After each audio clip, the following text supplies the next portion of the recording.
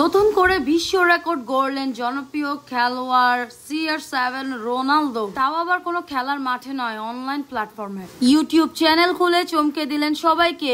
মাত্র 22 মিনিটে গড়ে তুললেন 1 লাখ সাবস্ক্রাইবার। 90 মিনিটের মধ্যে হয়ে গেল 10 লাখ সাবস্ক্রাইবার এবং 12 ঘন্টারও কম সময় লাগলো মাত্র 1 কোটিতে পৌঁছাতে। ইউটিউব চ্যানেলটি খোলার 90 মিনিটের মধ্যেই পেয়ে গেলেন গোল্ড প্লে বাটন এবং 12 ঘন্টার মধ্যেই পেয়ে গেলেন ডায়মন্ড প্লে বাটন।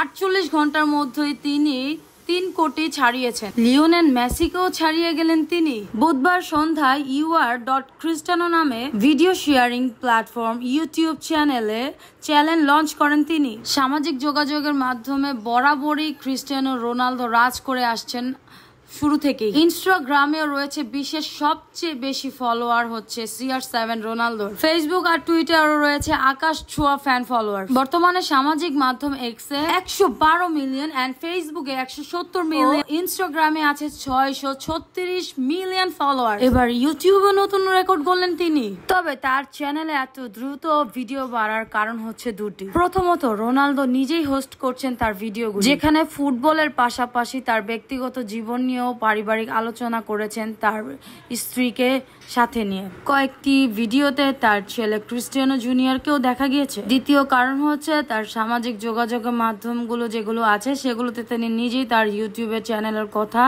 ভক্তদের সাথে প্রকাশ করেছেন। ইউটিউব চ্যানেলে এখন সর্বস্তরে আছেন মিস্টার বিস্ট।